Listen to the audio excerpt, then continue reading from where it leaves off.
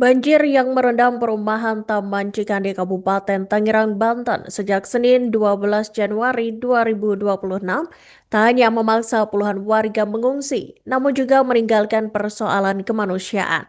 Hingga Jumat 16 Januari 2026, banjir tak kunjung surut, memaksa warga bertahan di posko pengungsian karena kondisi rumah yang belum bisa kembali dihuni.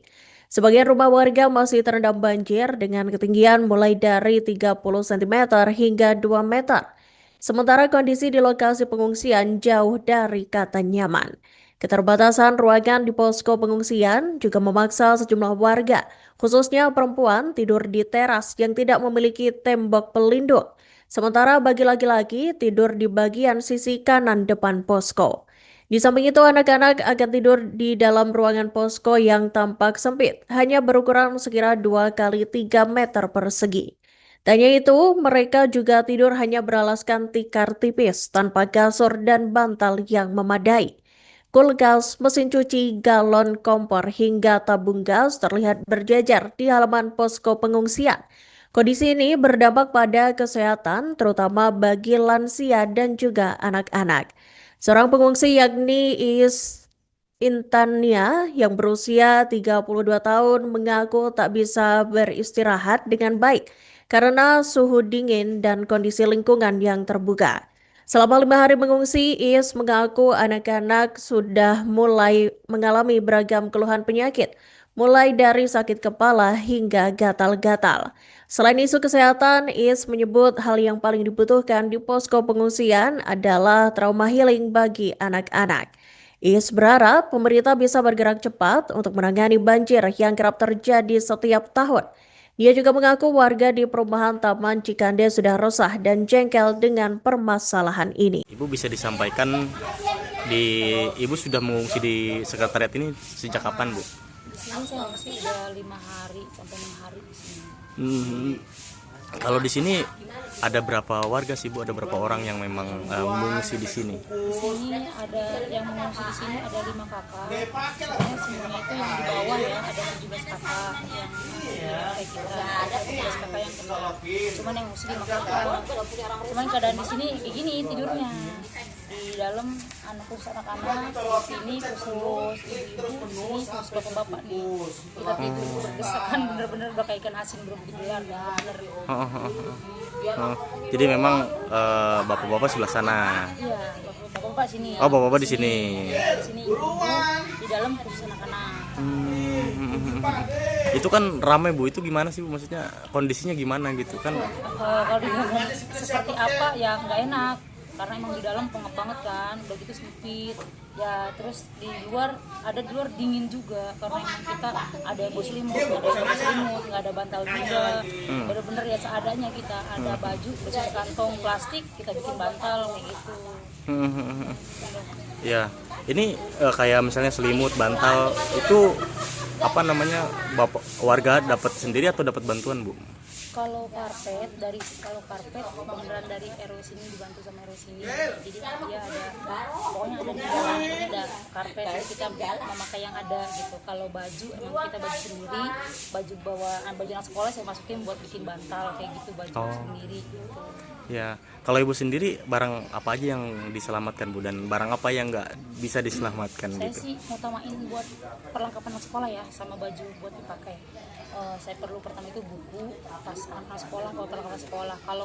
Kalau barang-barang yang nggak bisa yang belum diusin tuh barang-barang elektronik seperti kulkas masih di rumah, terus kompor gas udah kerendam, tabung gas juga udah ngapung, barang-barang semua tuh udah ngapung kemarin itu, kasur bantal semua udah ngapung kemarin itu.